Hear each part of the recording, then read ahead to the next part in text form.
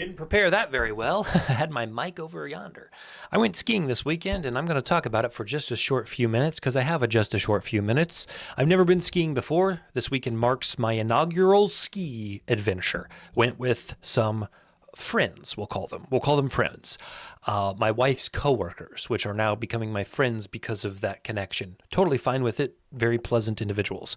We drove a few hours in a certain direction. It was north, up, and we went to a ski place. So here's my full review of the ski trip. If you've never skied and you have a large disposable income and you're interested in being cold, but also experiencing some pretty intense endorphins, go skiing. That's my quick summary. You can leave the video now. We got it done in a minute. We're going to talk about all the levels to that. The first is that it is expensive. I would say it's expensive. I am honestly nervous to tell you how much it cost. Was it worth it?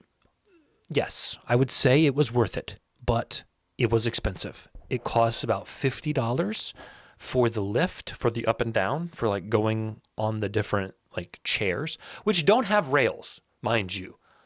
Not that I was going to put the rail down, because I hear that like exposes you as a noob, as a skiing noob.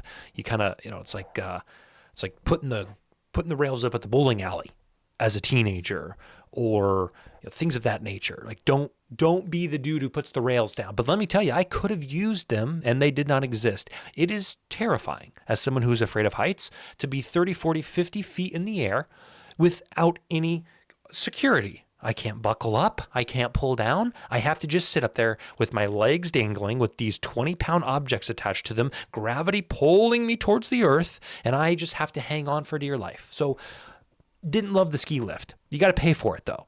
I had to pay $50 to be able to ride any of the ski lifts. Then you got to rent the equipment.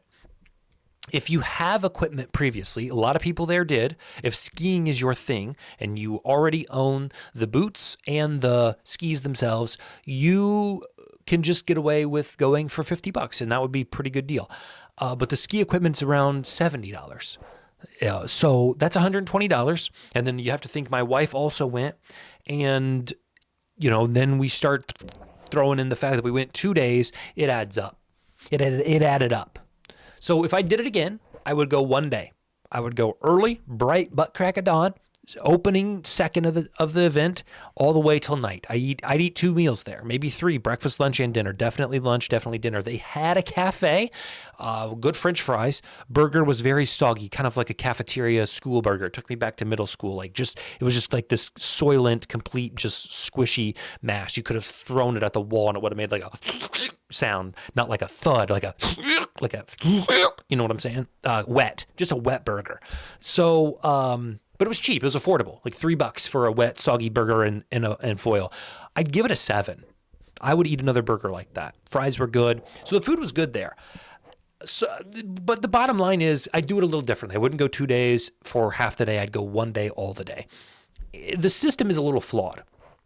You pay for the ticket. You pay for the stuff, which takes all of 30 seconds, no line at all. Then you have to get in line to get your shoes.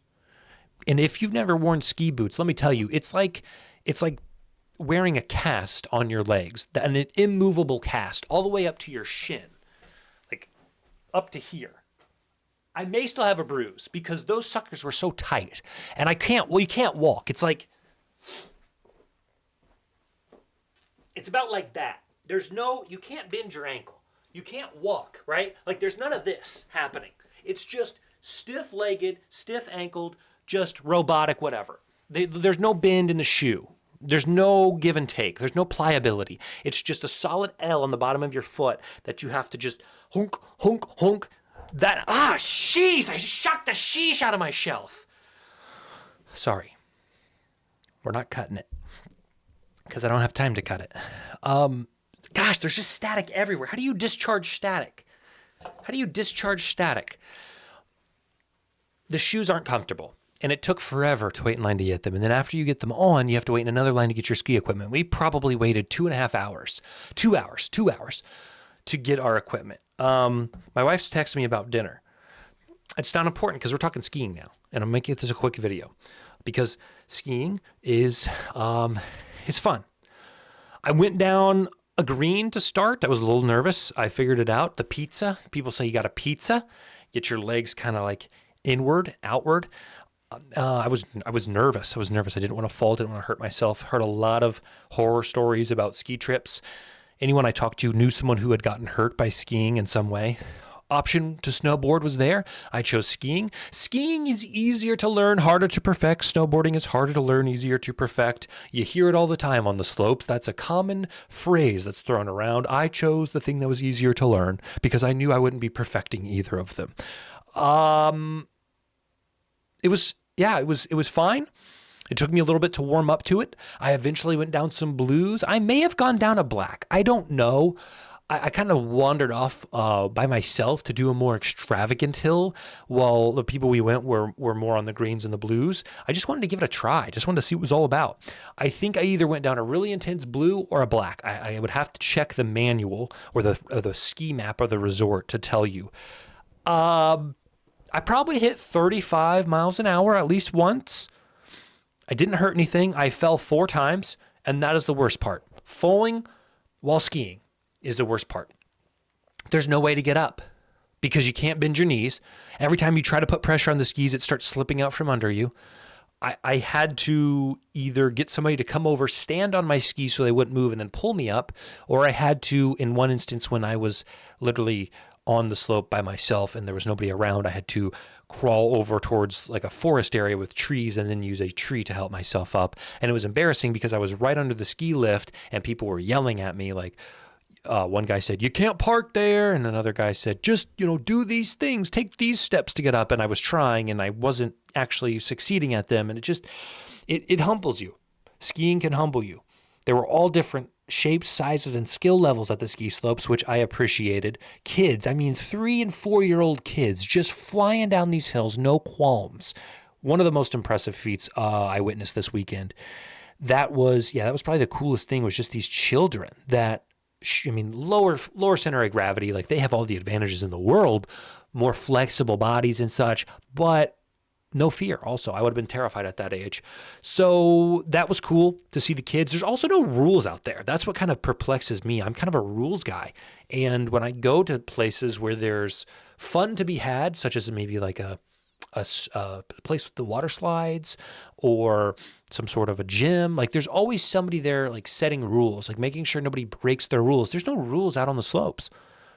Just have fun, be yourself, and stay safe, ladies and gentlemen. Like people are just crisscross applesaucing. People are just everywhere, in through trees, out of trees, making their own paths, up, down, 6 at a time, 2 at a time, weave in and out. Like there's no like lifeguards. There's no referees.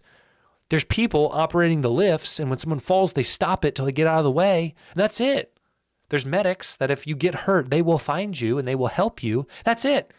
There's nobody orchestrating the behaviors of the skiers, which I was just perplexed by and also amazed at. So I don't know if we need them, but I think maybe a ski slope could benefit from just somebody out there directing traffic. It's an idea. Other than that, I don't know what you want to know about skiing. It's expensive. I'd do it again. I'm sore and exhausted. I slept on the way home. I took a nap the day we got home. And then last night I went to bed at 8 o'clock. And then I was tempted to take another nap. My body is hurting. My back is hurting because I used those poles for a little bit. My legs, it's a workout. It is a workout indeed. So skiing for the first time, would recommend. I would go 1 day only, not 2 days. I would go on a weekday when it's not going to be as busy. That was probably the worst part, was how busy it was. And I guess I'm glad I got it on my bucket. I wasn't on my bucket list. I don't know. I don't really own a bucket list. But had I owned a bucket list with skiing on it, I would be glad that I crossed it off.